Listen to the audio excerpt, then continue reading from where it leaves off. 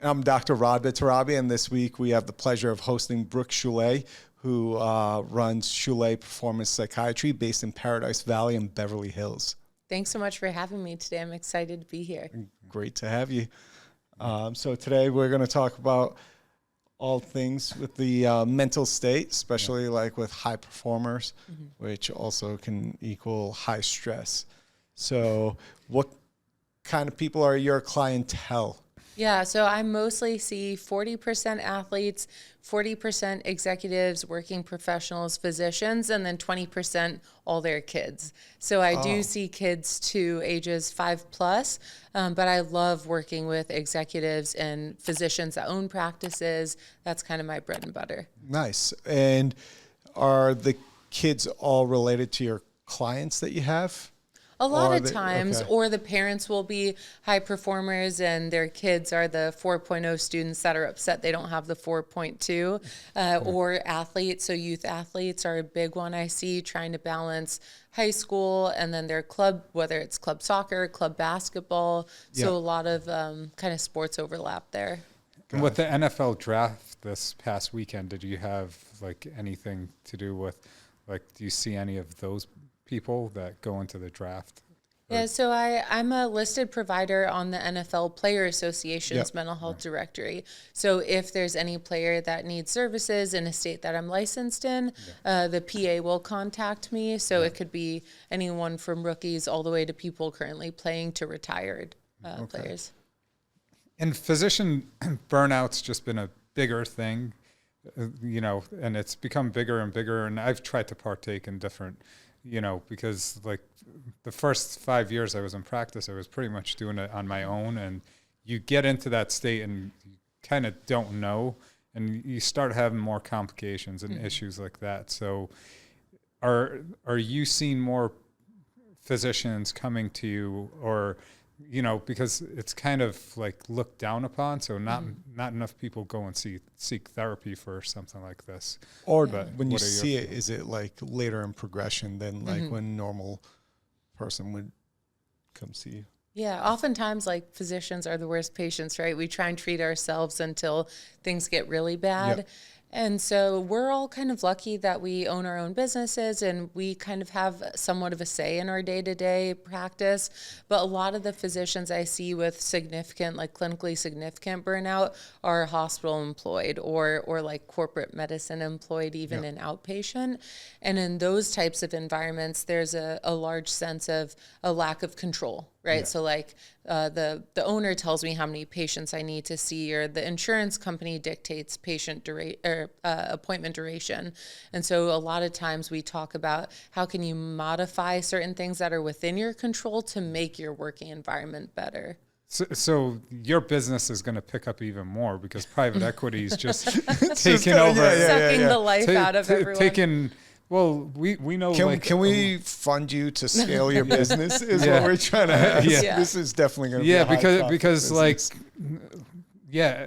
day by day. Well, I get texts, emails, like from few companies to buy our practice, and I know like more than half dozen physicians that have, or plastic surgeons that have already turned to private equity. High-end people too. Yeah. Like high-end, I was just like shocked to hear the names that have already sold out.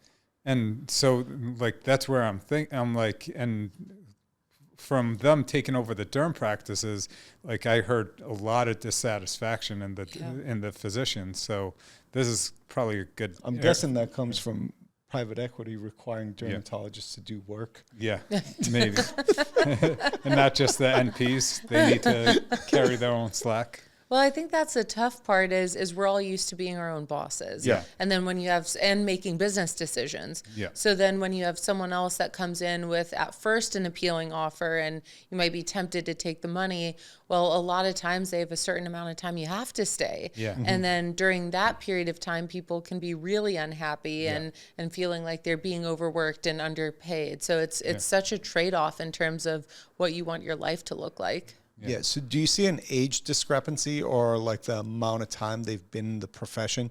Because a lot, obviously, like the senior people in a practice, when you sell out to private equity, you have like 2 years, maybe 3 years obligation, where like the junior people have about like 5 years or so.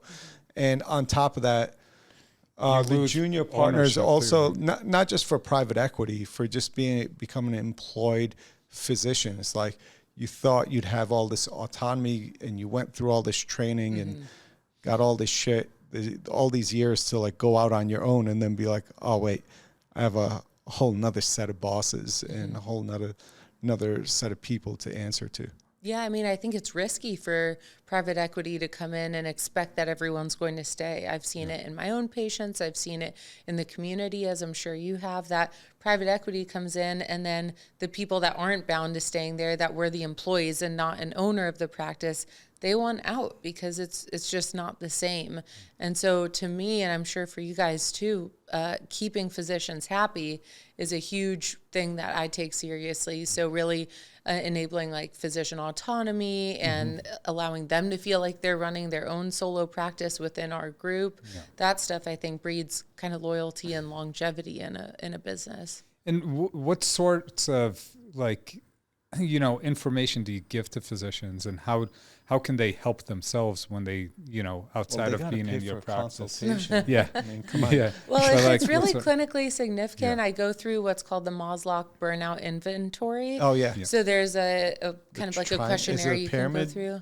Maslow. No, it's more just questions like I'm thinking of the food pyramid. Yeah, exactly.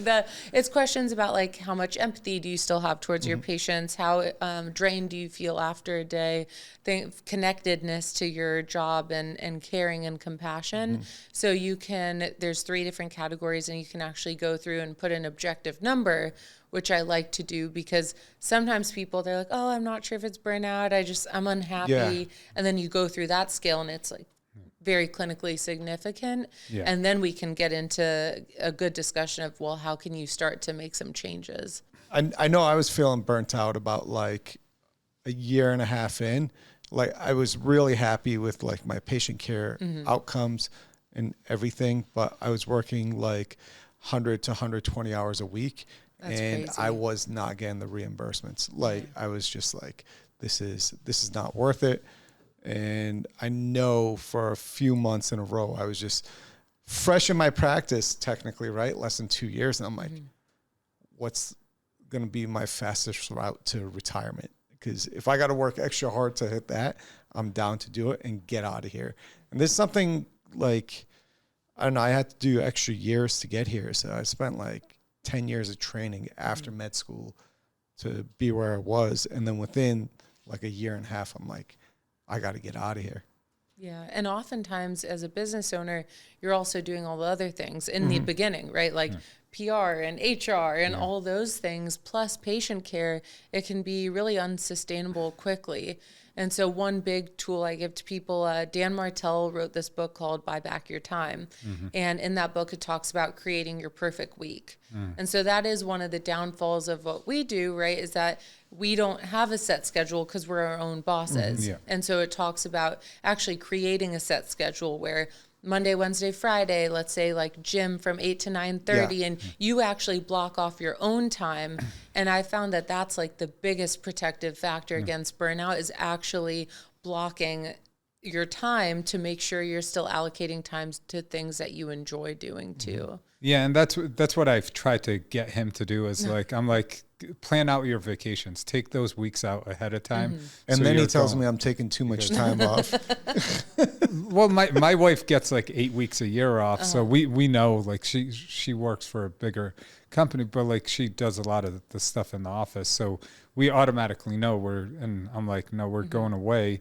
And just like mentally and everything, I think it prepares us, and you just got to leave the stuff behind. And schedule it. Like that period where I was feeling burnt out, like that's the last time I was like, I can definitively say I was dissatisfied with what I was doing.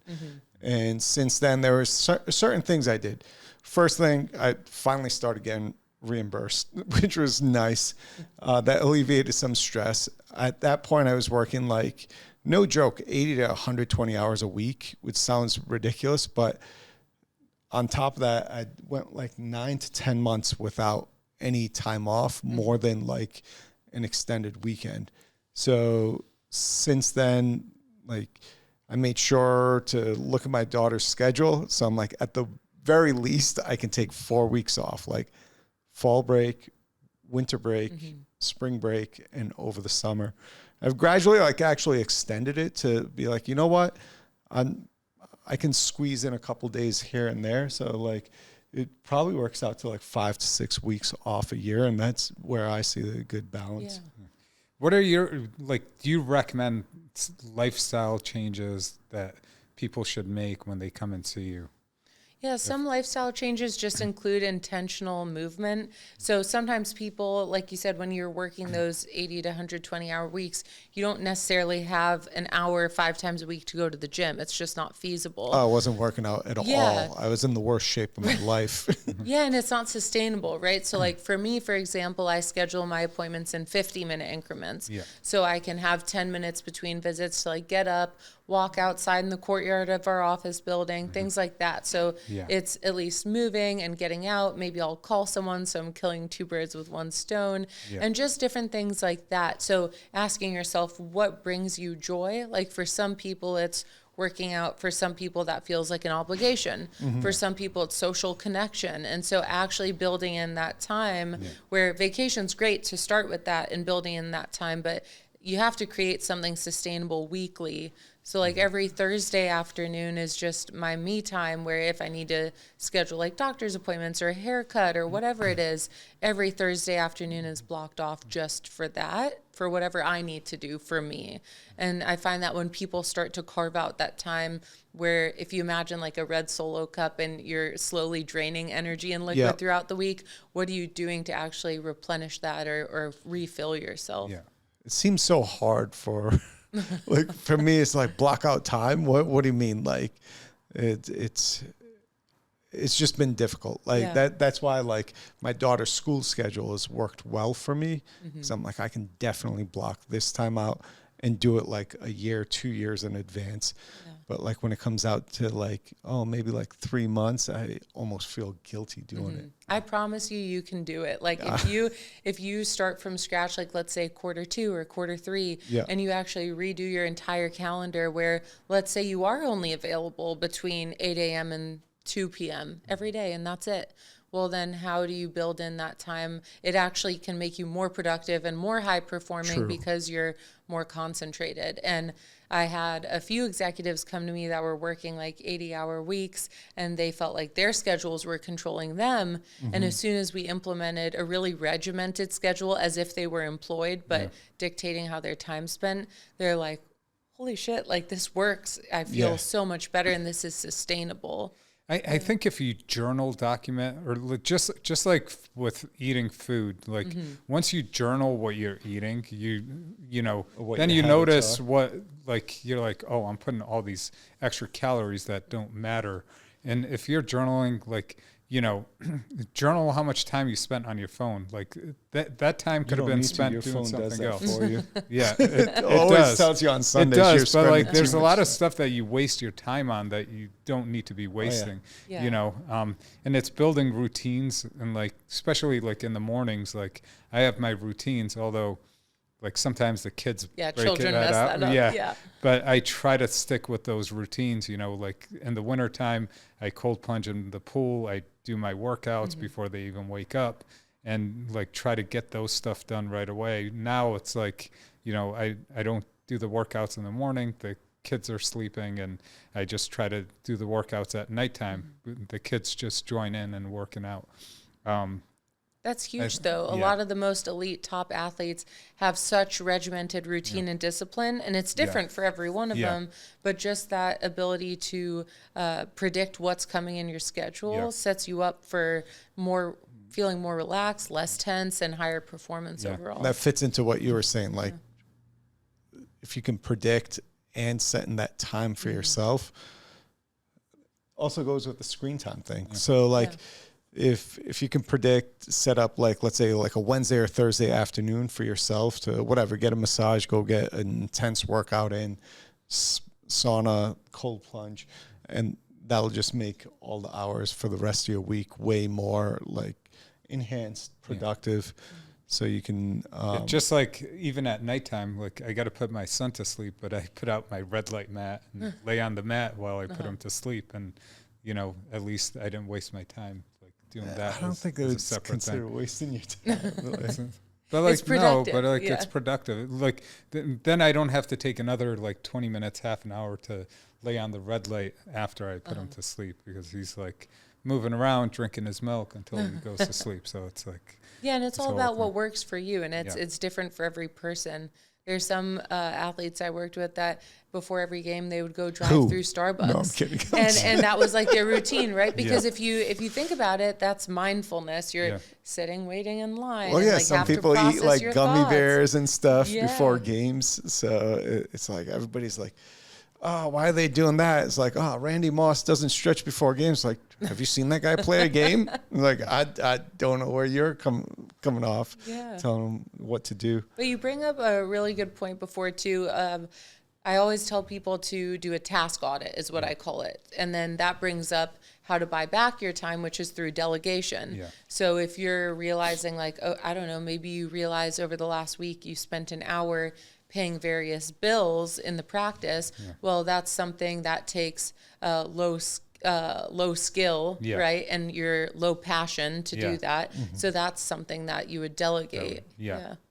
Yeah, and that's, and getting my wife to kind of, because she micromanages a lot of things, and like getting her to trust someone to like delegate that stuff out. And she's gotten better and better at it, but like, like it does at times. She's like, I got 400 emails to read or 1,000 emails to read. And I'm like, just take it one step delete at all a of time. Yeah. Yeah. Start fresh. If it's Important, important, they'll email you back. they'll email you back. Or if That's they're the way good I feel about salespeople, it. they'll Yeah. email you right back. Yeah. Well, my biggest email hack is the 2-minute rule, which is if it takes you less than 2 minutes to do, just knock it out and then file the email away. Yeah. And a lot of people, they feel like they just get so overwhelmed with emails Yeah. that they just can't even So tackle you it. have different email files though. Yeah, so Okay. I go through this exercise with executives too, or practice owners, is creating subfolders, Yeah. like psychotically organized. So like locations of your practices, and then within that website, marketing, insurance, like all the things, so that when you hire an executive assistant, again, to buy back your own time and delegate, they will be able to follow your organizational Yeah. system too. That makes sense. And like, even with athletes, I know athletes, they're traveling all the time and they're not around people, but they're around, sometimes they feel like it's a family as a team. Sometimes it's a broken family. But do you do any recommendations with like finding someone that they find and that supports them, that's going to be important in how they think psychiatrically? Yeah, I think a lot of them luckily come into the league with that. So either their college coach or their high school coach or some mentor, someone. This was public. I recently did an interview with DeMar DeRozan on the Kings, and he talked about the importance of his community and how that for him has been coaches, teammates, and just having those people to go to when things get hard, whether it's on-court stuff or off-court stuff. So having that community is huge, and it doesn't have to be a mental health professional if things are otherwise going well. It's just important for everyone to feel supported in some way. And then do you discuss sleep with the athletes at all? Or? Yes. So there is a study I love to quote from, I think it came out of Stanford, but they looked at 120 some athletes that got less than 8 hours of sleep a night. And those athletes were at 65% increased risk of injury. Yeah. And so it's huge. And Yeah. so when Like- I have high schoolers that are like, oh, well, or college students, oh, I had to stay up late to study for the test, or I stayed up late watching film so I could be prepared for the next game. I reframe for them sleep as a performance strategy. Yeah. So sleep is when your kind of mind is consolidating memory and recovering physically in order for you to have improved cognitive and physical Significant performance. growth hormone release one too. one thing that laid on me was like, if you're not getting that deep sleep, like that trash just stays in your brain and your brain doesn't clear that out. So you wake up the next morning and you still got these bad thoughts and bad feelings in your head. So if you're getting enough sleep, all that stuff gets cleared out and you start fresh the next day. And the other thing is, I wear the Aura ring, and I kind of listen to it because it's if it. Of them? No, that's my wedding ring. But I was going to get a different ring to compare it. There's the Superman. Sure, he's telling you the truth. But the Aura ring like tells you your readiness, your readiness Your score, stress level. and like it seriously, like it can tell me I'm sick before I know it, and also like I'm not going to push it hard working Can it out lie today. to you and affect your thought I process don't on think it? so. I don't. Like you're feeling really good. You know what, Aura ring? I felt like shit when I rolled out of bed, but now I feel really good. Yeah. If it says go for it, like I usually go for it. But if it says like your recovery scores like in the 60s, 50s, 60s, I'm like, yeah, I'm not going to go and work out. And at my age, I'm like 100. Yeah, it goes up Okay. to. I'm like, I'm gonna like tear my pec muscle, or Right. Something bad's or gonna my happen. Achilles gonna Yeah. pop. I'm like, I'll keep it light today and until I'm like well recovered. So I think it affects how I just it picture kind of you messes with waking your up brain. and the Aura ring gives you 100 score and you just run outside and throw rocks over the house. I would, yeah. So, Yeah, sleep is really important. And so that's why from a young age, I love working with adolescents and young adults because they're still kind of malleable. You can still help them establish routines and change their ways because as we get older and become adults, we're more rigid and we're kind of stuck in our thought process. So I find that age group really fun to work with. So I know there's some genetic variants. Some people can get by with like 4 to 6 hours of sleep and be like fully functional. Where are you at with sleep? What do you need? For me, I need about 7 to 8 hours. Okay. And I wouldn't necessarily, I don't know, everyone has a different opinion, but I wouldn't necessarily say that some people can just get by on 4 to 6 hours. I would almost say, well, with those people, do they have some sort of bipolar disorder? Because in bipolar disorder, you could sleep less than 6 hours and still feel super high energy the next day and then crash at some point, whether that's a few days or a week down the road. Yeah. So I do think that people that get less sleep, I also screen for substances. Like, are you, using some sort of a stimulant? Yeah, and, some Adderall. But it's going to lead to dementia, Alzheimer's. And we've talked about this before because Dave Asprey, when he wrote the Bulletproof Diet and stuff, he talked about not sleeping. He's like, oh, you only need 4 to 6 hours. And go and talk to him today. He talks about you got to get at least 8 hours of sleep. So his matters thought what he's process selling now. Yeah. Now he's selling it. Well, he's part of Aura Ring. They advertise everything, but no, everyone like over the past since COVID has kind of taken sleep to a different level because for me I was like, oh, I'll sleep whenever. Now you prioritize. That's one of the reasons I was like, I don't want to do trauma call, and made me more nervous about trauma call is I don't want to get called in the middle of the night. I want to get my deep sleep because and my deep sleep comes usually between 8 p.m. and midnight. Whenever I fall asleep earlier, that's when I get my deep sleep and most of my REM sleep. And then, a lot of the rest of the time it's like light sleep till the morning. So for you guys now that you're further into your careers too, and you've owned this practice for how long now? It's going on 10 years. Yeah. So do you feel like you're in a better work-life balance now that you have some systems in place? Yeah, definitely. Yeah. From when I started 5 years ago, it's definitely a better work-life balance, especially not taking trauma call. We had to stop doing Medicare, Medicaid, because they had more complications, and those were the after-hours care, because they had more complications, less reimbursement. But overall, for me, absolutely. And and this guy doesn't wake up at night to calls, so they end up calling me anyways. Oh, I've been so picking up your phone calls So apparently lately. this guy gets very good sleep. Yeah. I've been picking up your phone calls. But no, I don't know what he has to say, but for me, definitely way better work-life balance. It's not that I don't wake up. It's my wife got mad at me because my ring would wake up the kids. So, and your daughter's older. So I forget to turn the ring on. Okay, I'll get up then.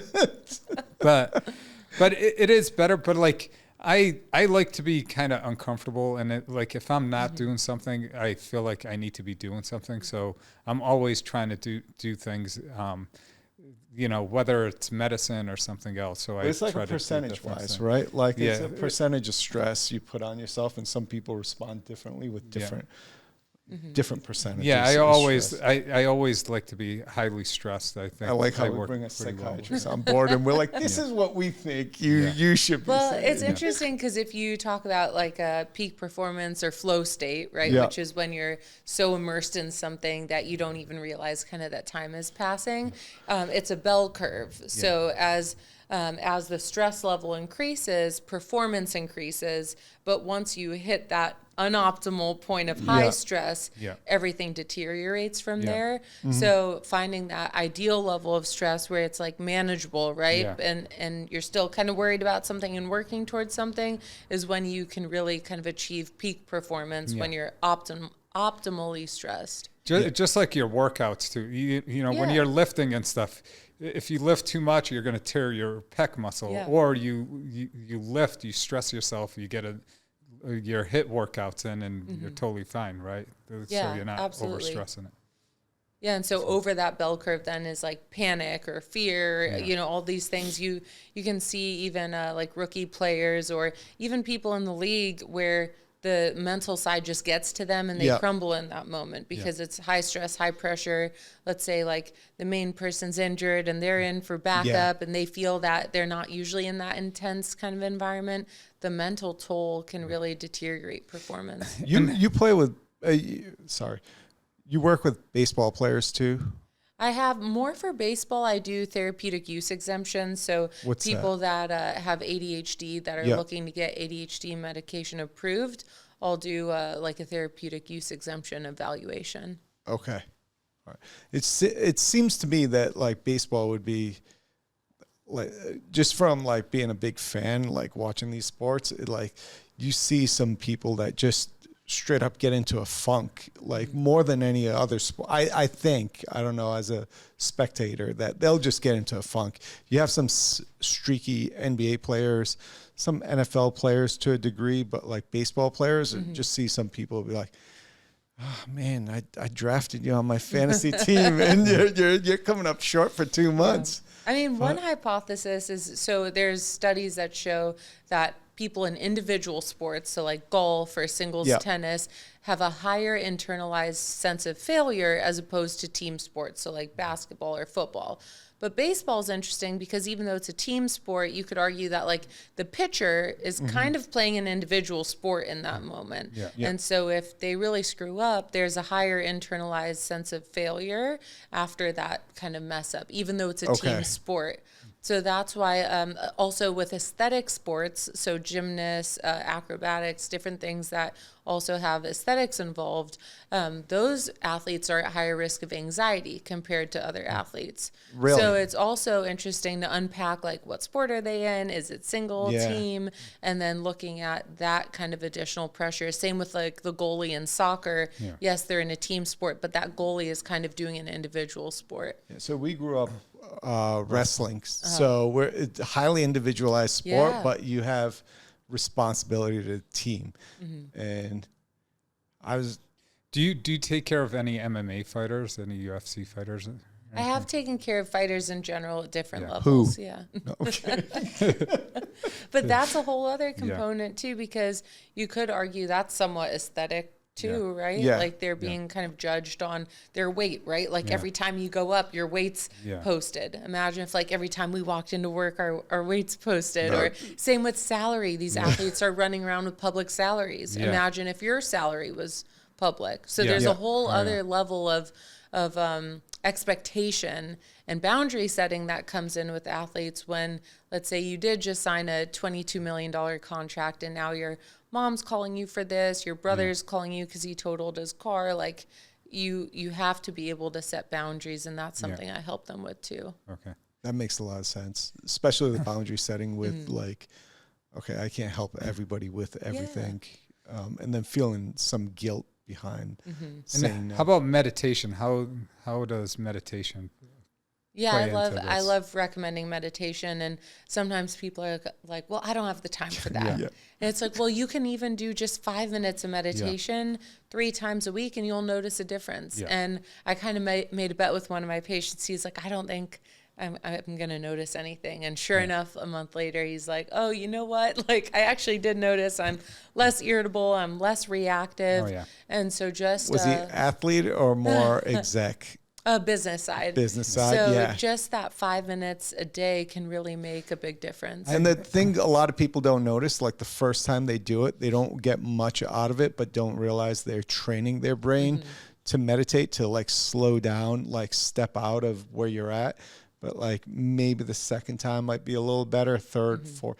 By the time you're like 5, 6 times in and you're dedicated to it to achieve your goals, like just not just like clear your head, just like proactively give your mind like a rest, that you're going to get better at it. I just think you can pull, and like I'm always, it was building my physical health. Once I was back to being healthy and like losing the weight, then it was like, how can I super function my brain? And like meditation plays such a huge part of it. And I have all these different headgears that I see multiple athletes use it too. And it just gets you into that meditative state a lot quicker. He shines rainbows into his eyeballs. It's like, but I dude, feel you can like just take drugs for that. but like it helps all around with like responding to your employees, responding to your even like at home to your wife, to your kids. Like I notice if I don't meditate or use one of the devices, like I'll be a lot more irritable. Like I'll try to feed my son and he doesn't want to eat something, I'll get a little more irritated. Where like his irritation, he just shuts down. It's not like he gets like violent or angry. He's just like, I know Ruse isn't paying attention. I just stopped feeding him. I'm like, he'll get hungry. I call it turtle mode when you just kind of like retreat. Yeah. Hardcore turtle mode. But it's like, especially with my wife, it's like instead of like answering back, it's like you take a breath, you think about what you're going to say, and you're able to answer it a lot better. If you don't meditate, you respond with a bad answer and you get it even into more trouble than you were before. So like I think it helps all out with like a lot of aspects, and you just function a lot better. So I found out wonders of meditation. He knows the story, and like it was like junior high.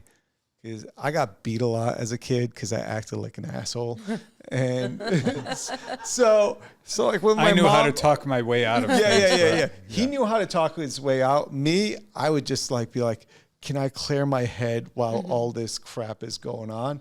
And then my younger brother, who's a neurosurgeon, would just try to swear and argue his way out of it. And I would just be like, you know what? If I can clear my head while my mom is crazy yelling at me and hitting me, I can do this in any circumstance.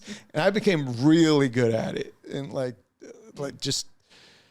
I've gradually lost that process. Like the older I get, it's been harder for me to be able to just pay attention to myself, my mind, like just be able to because a lot of people that are high performers, they have high functioning anxiety where they always feel like they need to be busy. Not calling you out. I'm just no, you're totally right. 100%. But like it's a way to preoccupy your mind so that you don't have to focus on what you're actually thinking about. So meditation, a lot of times what I'll get is, well, I think I'm doing it wrong. I'm like, well, what do you mean you're doing it wrong? It's like, well, I'm just thinking about all these things. I'm trying to meditate. And I'm like, congratulations, you've unlocked step 1, which is just being consciously aware of your thoughts. Yeah. And that's really what the foundation of meditation is being consciously aware and intentional about your thoughts and observing things as they go by. So I always use the analogy of the bullet train in Japan, where it's like you're on this train and you see things just shooting by and there's not one scene that sticks around for long.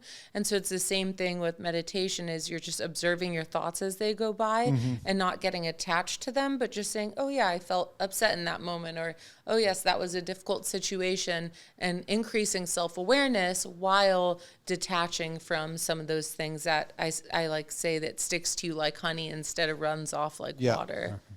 So the way I thought about it, coming back to like wrestling, is like a wrestling match is like 6 or 7 minutes long.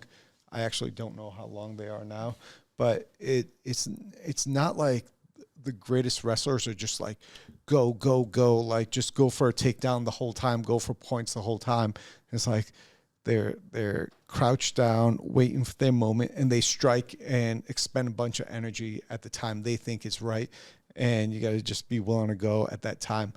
But that meditation period, I feel like for your mind is between those takedowns where like, you're like, okay, your mind needs some downtime if you want it to perform optimally during like when it needs to fire. So yeah, exactly. Yeah, like during surgeries, you know, we do microsurgery, and those can get pretty intense, but it's like taking the time to just like do some breath work, you know, box breathing or something, and doing it 3 or 4 times and then getting back under the microscope. I used to hold my breath. Yeah, you like always. My first couple years, I used to hold my breath. Yeah. And like lately, I can't tell you the last time I held my breath. Yeah. And once in a while, you notice certain things, like holding your breath's the first sign. Second sign is like your traps start like firing, and like just like gradually like. And that's part of mindfulness, right? Is being observant of what's going on in your body. Yeah. And so especially when I talk to people that like get quickly enraged, right? And kind of go from 0 to 100, is really slow that down into like micro movements and almost just think like, what happens first? Does your like stomach feel a certain way? Do you start sweating? And then intervene and cut the circuit at the point before you explode. So that meditation helps with self-awareness too. Is there any ways we can scale this business to all neurosurgeons, including our brother number 3? So another question for you. What's your daily routine when you wake up in the morning? Are you rubbing the bananas on your face, putting your water in Saratoga water or anything like that? Yeah, so I have a 2-year-old, and so with that, she's kind of my morning boss, and I make a conscious decision to prioritize sleep. So I will sleep until she wakes up, which is usually around 6. I go to bed maybe around 10 p.m. and I wake up at 6 approximately. Nice. Yeah, and I have a pretty easy time going to sleep. Again, like if someone's having a hard time falling asleep and they have racing thoughts or like they just can't stop worrying about something, you might want to consider like, do you have anxiety? Because trouble falling asleep, staying asleep, and I'm sure we've all had those tests day before a test where you wake up before your alarm goes off because your adrenaline is so jacked up that you're waking up early. So I tend to sleep from 10 to 6, and then Monday, Wednesday, Friday, I have from 8 to 9:30 blocked off for gym time. I get to the office by 10, and my working hours are 10 to 4:30, Monday, Tuesday, Wednesday. I take external meetings, so I batch my days to make productivity better. Thursday, Friday is for external meetings, conferences, or speaking, and that's pretty much my week. So every day I get done by 4:30, so I'm home by 5. And then I put my daughter to bed at 7:30, and then I kind of will work while watching TV. But you're in control of that. I would say you're so in control. I'm joking around. Yeah, no, I agree with that. But like I think in medicine, like look at him. He's like, if I were to go home at 4:30 every day, I would go nuts. I would strangle somebody. Yeah. But I think like there's like a lot of external pressures. Like my wife's an anesthesiologist, and like these first case starts, these guys have surgeries all day, and she's like a couple minutes late, and they lay into her like that she's late. And me as a surgeon, I'm like, they can't start the case without me. So, and I'm not gonna like drive fast and put my life at risk to like, you know, go in and make sure the wheels roll in by 7:30. And there's a lot of these external pressures that like they're putting on physicians that, you know, does it really make a difference? Look at your turnovers. Like there's, the time in between cases, or you can't find the surgeon. The patient's been scrubbed, but they're worried about that 2 or 3 minutes. They're like not on time. That's So administration. That's just like, it doesn't but matter. there's a lot of the physicians are kind of no, nuts but about it too. it's cyclical, right? Yeah. Because But it's not a way to it's start your admin day day. anyways. No, I just definitely. think But it's I think definitely the definitely key should word there is detachment, right? Yeah. Because if you know you're doing the best you can, and you know you're not screwing up or making a mistake, then so what if someone else is unhappy? Because especially in a hospital system, like you said, there's so many factors. There's so many different people involved in a case. Yeah. And so as long as you're confident in treating people kindly and being professional, to me, I would say to someone that really cares about what everyone else is thinking, to practice detachment so that it's not bothering you. Because the only person that's day's getting ruined is yours if you're letting that stuff bother you. Yeah. And the less you care, the more they get irritated. I know, exactly. Yeah. But then, I mean, what I would say to that, if we were in my office, is I would say, well, what kind of language are you using with them on a scale of passive, assertive, and aggressive? Oh, well, you're dealing with like not us, but you're dealing with some surgeons, and I've seen it during training and even in the hospital, like the last week, 2 weeks.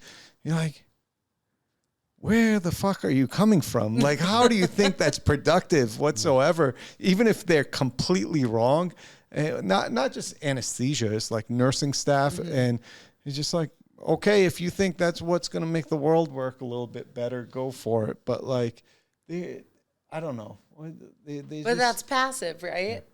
So how can you stay assertive in that moment? Because that's kind of just dismissive. But then guiding them while they're flipping out, is that what you're saying? Well, not guiding them, but saying like holding someone accountable in a kind way. So I'm not sure why you're speaking to me like that, but I'm going to go get ready and I'll see you inside in a few minutes. So that's holding them accountable for the way that they're speaking to you, rather than, not that there's anything wrong with being passive. That sounds but the exactly like my wife. My wife will tell them that, and then they try to be nice to her the rest of the day. Right. And so that if you can lead by example, by holding boundaries, by assertively speaking to others, then you tend to be a lot less frustrated. Gotcha. So you tend to be in a better mood because you're just holding people accountable. The people I see that tip into burnout are the ones that are passive all day long. And then they get to that explosion point, like flipping out because they feel so suppressed and that they haven't spoken up. But there's a way to speak up in an assertive and kind manner.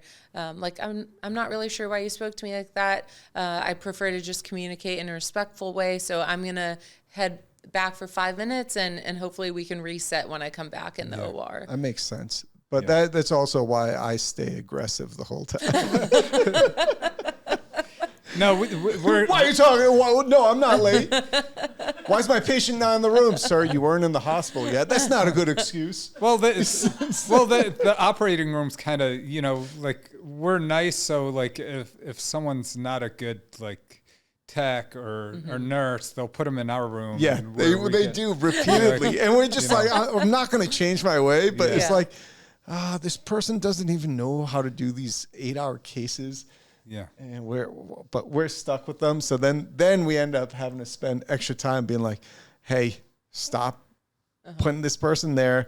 Not just because I don't want to spend time with the patient or the person, the scrub tech. It's like they literally don't know the instruments, and everything I have to ask twice leads to 5 to 120 extra seconds. Doesn't seem like much, but then 2 minutes, like 10 times.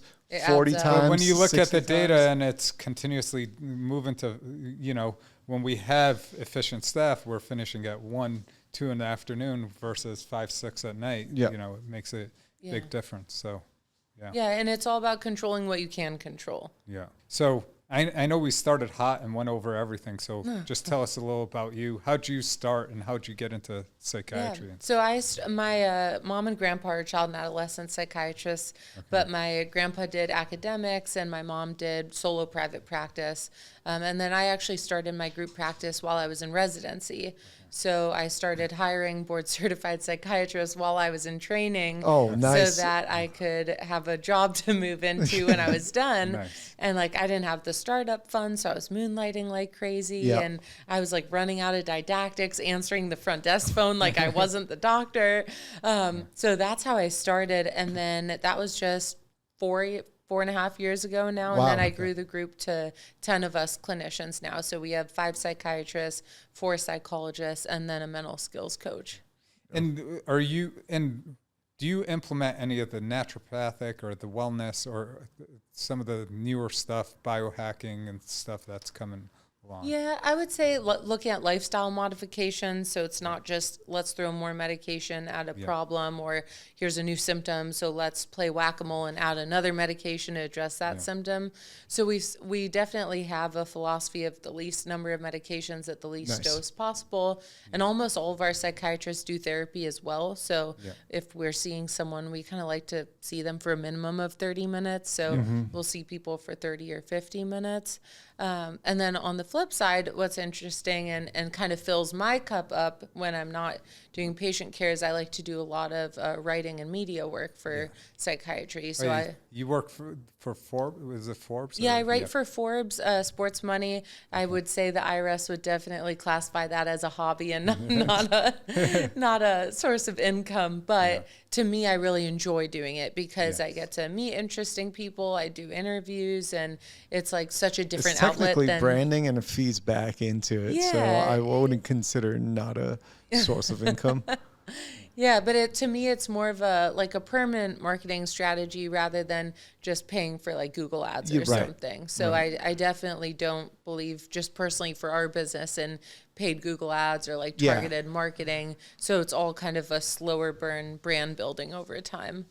And one thing, one of my friends, who, again, a high performer, head of vascular surgery up in the Midwest, what his recommendation was, like, just go talk to a therapist. And it's like, the first one you might not connect with, the second one you might not connect with, but one of them along the ways, it's not like necessarily you being too demanding if you're not connecting with the therapist. So don't like negate from talking to another therapist because you think the next one will be exactly like that one. So that opened up my mind to, it is a pretty big field in variety as far as personal. Like the person. Yeah, exactly. Yeah. And so I always tell, even when I see teenagers whose parents drag them there, that like, hey, if I'm not the right fit, just tell me and I'll help you find someone that is, because to me, that's the most important thing. So plastic surgery's still kind of thought as taboo, but more people, again, thinking of it as normal. Do you think therapy is going towards that way as well? I think so, especially when you have more and more athletes that are speaking out about mental health issues, or high performers, celebrities, actors, actresses, talking about mental health concerns, and then even brands too. So like Powerade just came out with a new initiative for all of their athletes that they've signed as kind of like a brand ambassador, that they can take a step back from their contract due to mental health issues without fearing loss of like their contract with Powerade. So even brands are following in that same sentiment as well. I actually have 2 friends that have 18-year-old, like super hockey stars, but both of them don't want to continue doing hockey anymore. And they would both make the NHL. And it's kind of crazy. And is that something you see a lot more? Because I don't know, like one of them, I know his dad spent like hundreds of thousands of dollars. Last time, it's not just the dollars, it's the time too. You know, it's like I've been to so many tournaments and like travel the country. And last time I had dinner with him was the day he found out, was like his son flew back from, I forget what kind of hockey. It was a prep school in Canada. Yeah. No, it was. Or Michigan. Michigan. One of those. It was a place with a lot of ice and a lot of hockey. Yeah, and he flew back. He's like, I'm not going to play hockey anymore. And like he totally... I kind of commend that kid though, because a lot of times I see kids who are in their sport because they're like, oh, my parents invested so much, I have to do this, but they're miserable. So it's like, I always encourage parents. I actually spend especially with youth athletes, like half the session with the parent. Yeah. Hey, Yeah. how are you talking to them after games? Are you being critical? Are you being their second coach? Or are they getting in the car and you're being supportive and, emotionally connecting with them? So this brings it around, like this brings it in a circle, right? It's like hating to disappoint, where like this is especially like pronounced from what I saw, whether in residency or just starting out, is like people getting into residency and just realizing like they worked so hard and this isn't the profession they wanted. Yeah. And people like, oh, okay, this is burnout. It's like, dude, it's significant regret. It's just like, you know what? Like, this sucks. I really don't want to do it. I thought I did, but I worked my ass off and I don't know how to tell myself that this isn't what I want to do. But for me, I think I started overperforming when like You've always been overperforming. where I wasn't being compared, like, because our mom would always compare us to like other people that were smart, nerdy, whatever, and like, we're Persian, so she pushed us into medicine, but like we kind of went away from it and we accidentally fell into medicine, like all of us practicing physicians. And like the more she pushed, the less we wanted to do it. And then, like I had talked with my dad, and like it just made sense to me. I'm like, oh, I might go to med school. But from then, it's like, kept the noise from mom out, and like I performed much better. Like I was at high level for like ever since I went to med school. I was like top student and then top in my residency. There are a few kids that respond to that high pressure. But you were self-motivated at that point. Yeah. So it's like telling someone, oh, you need to lose weight versus that person actually wanting to get healthier. Because she unmotivated me. Like in college, like I didn't even drink, and like she would call me and think I was drinking every night. And I was like, I'm not drinking. She was like, you're laughing. No, it drove me to drink more. And then I joined the... Oh, okay. I was and then I drove... that was at the beginning. I was actually studious. Like then I joined the rugby team, and the rugby team drank way too much, like which made me look like nothing. But the rugby team had me join the football team because I was too nuts to be on rugby. I was like, how'd you get your bench press to 425? I was like, oh, it's easy. You just drink beers and do push-ups. Yeah, exactly. Well, I went to a 6-year med program out of high school, and so talk about where like was this at? University of Missouri, Kansas City, and so we started with 120, and we're all 18, and then we got down to like 80 within a year and a half. That's so interesting because like the person that my mom used to compare us to was another Persian family.